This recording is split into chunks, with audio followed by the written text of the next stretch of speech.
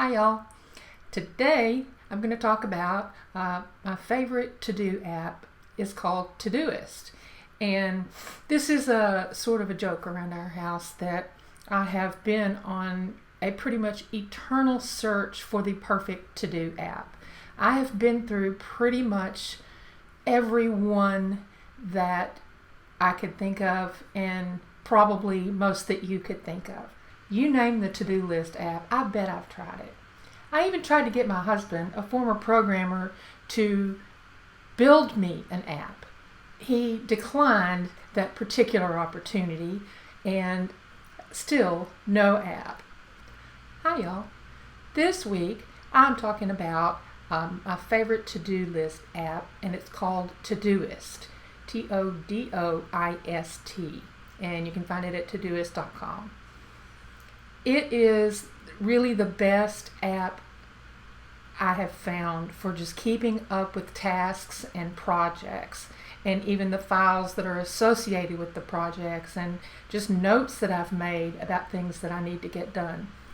It has both a mobile and a desktop app, which is a requirement for me these days. Even though I'm not currently leaving the house a lot with the coronavirus going on, I really do expect at some point I will leave the house on a regular basis. And so it's great to have a good mobile app that just lets me take everything with me wherever I go and manage all my tasks and add to and edit while I'm out. Finding a to-do app that works as well for me as Todoist does has been a huge benefit for me.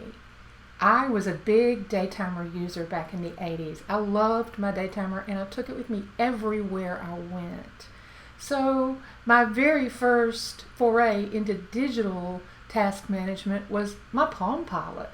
And so I had a Palm Pilot and I used it, and I again took it everywhere I went. It was wonderful. And then when everything went Mac and iPhone, I started on the quest for just the perfect app. And Todoist isn't perfect, but it's close. So I'm going to talk to you about it today. So the first thing I noticed when I opened my Todoist app on the Mac is at the top left corner, I have my inbox. And these are tasks that have just landed in here. Either I just created them really fast and didn't add them to a project, or I emailed them into my app. So when I open the app, I can take them and drag and drop them into any project, or I can just add them this way, move to project. I do try to keep my inbox at inbox 0 here, as well as my email, but obviously that doesn't always work out.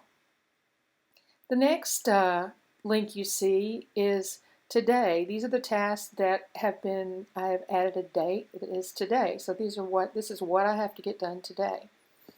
Upcoming shows me most of my week, most of the next few days, and they're organized by date. A project is made up of a group of tasks. So I want to start with projects for kind of an overall view.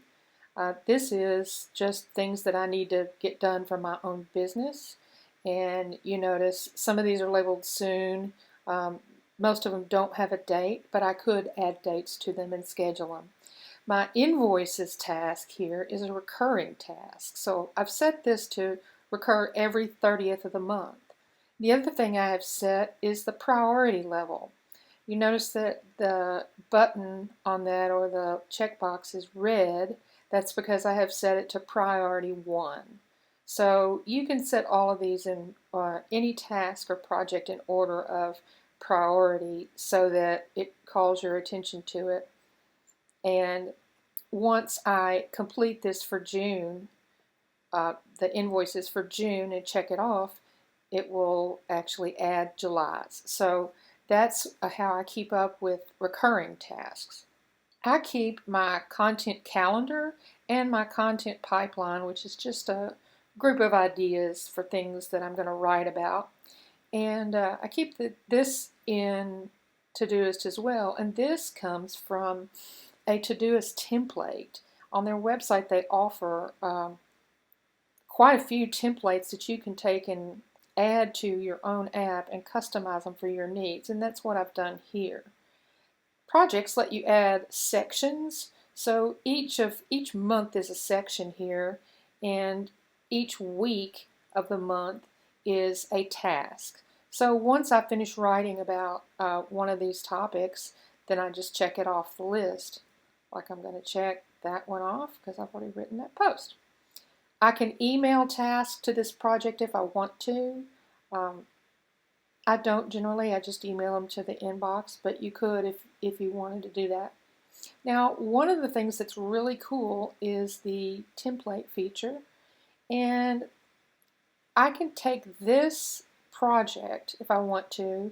I can export it as a template, which will create a CSV file, and then I can import it as a template for next week, and that's basically what I've done.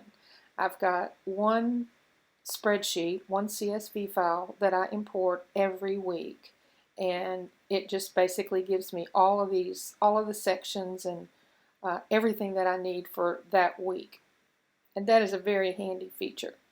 Now if I want to, you notice that my May 18th through 22nd project is up here at the top, so I see it all the time, and this is just my list of what I need to do for the blog post that I wrote this morning. I need to create some graphics and post some things, and so I keep up with all that in this week, and this again comes from the template that I have imported.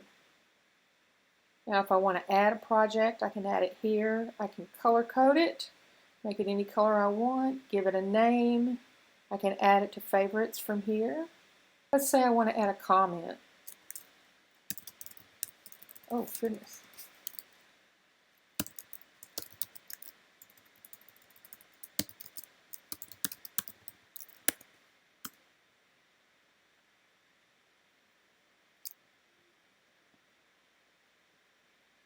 Now I just click Add Task, and you see by this icon it says 1, and that tells me there's one comment. Do this soon.